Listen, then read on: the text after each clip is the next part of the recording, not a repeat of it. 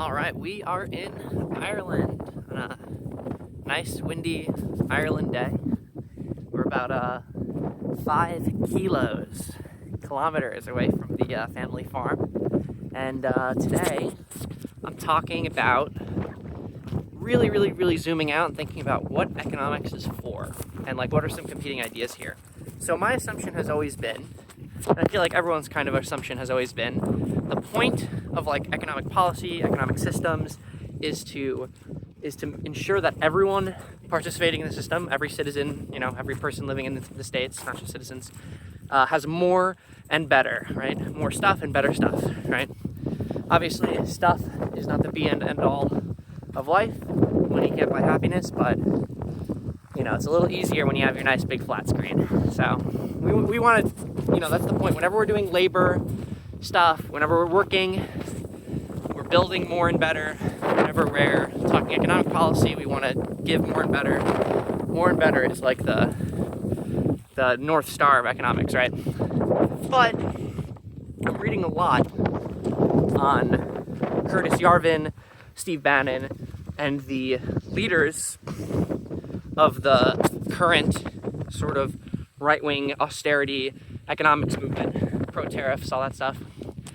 And what's really interesting is that there was this one line where he says something like in the 70s, when he's talking about how we exported we started doing a lot of international trade, we swapped out our California wine for French wine because it was cheaper and better even in California. Even a block away from the vineyard, you'd still get better French wines. And we swapped out all of our cars for German and Japanese and Italian cars. Again, because they were better and cheaper. And then, it sounds, when he's saying that, it's like, okay, well, we got more and better, so this is good. And he dismisses it with one line. He says, and all we achieved from this trade-off, all we got for it was an increase in hedonism. It was just hedonic, right?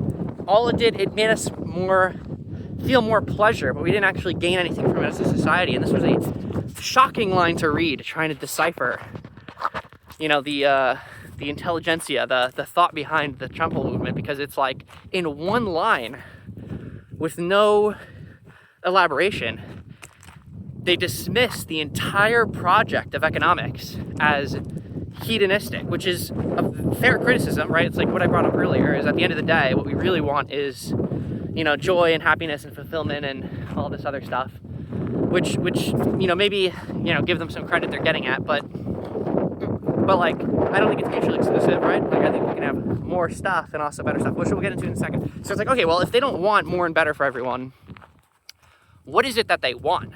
And I've read a lot of Yarvin today.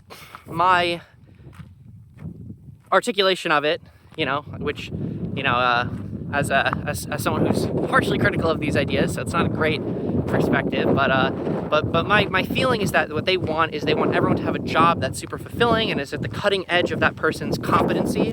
So it's kind of a virtue thing. Like, as a society, we want all of our people to be doing work that is valuable, that is important, and is at the edge of their competency, which sounds good. That is a good goal to strive for, right? The question in my mind, the thing that's confusing for me, is that this isn't a mutually exclusive objective.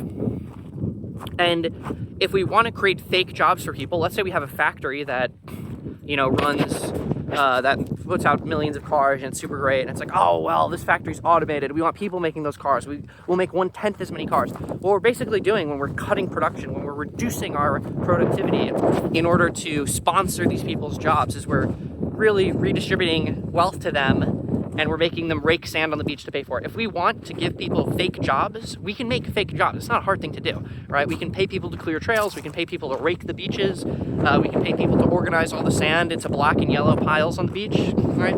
There's a lot of fake jobs we can make. And the entire project of the austerity movement, austerity meaning we can make everything ourselves. We don't need to rely on international trade. And to an extent, we don't need to rely on international workers. The entire idea of this movement is that we can make all these fake jobs for people. When I say fake jobs, I mean we can create whatever the value is that they're producing, we can create more and better if they were not doing that, if we were doing it through the traditional free trade means, which is interesting. So it feels like we can have them both. It feels like what they're really advocating for is we run the market as efficiently as it can be. Some people are not able to find work, which again is a little suspicious in my mind. Like how can you not have any way to contribute value to your society? Every single person who's making over 6 or 7 figures is going to start to need. Sorry, when I say 6 or 7 figures, going, oh, just like $1 million or whatever. But it's true. We live in an incredibly wealthy society. It's like the more free hands we have, the easier it is for you to have a personal assistant, which is a super awesome job in my mind. Like being even just to me, it's like you're doing random shit every day. You're handling emails. You're kind of integrated in this in this business environment. It's like secretary or personal assistant. It's like there's so many ways. It's like that you can add value, and it's like more people, more hands on deck, more people being available means it's easier for more people to have that. It's the biggest quality of life improvement you can ever have. It's the biggest improvement to your business you can ever have. It's just it's impossible for me to imagine there's just no way for someone to add value to society.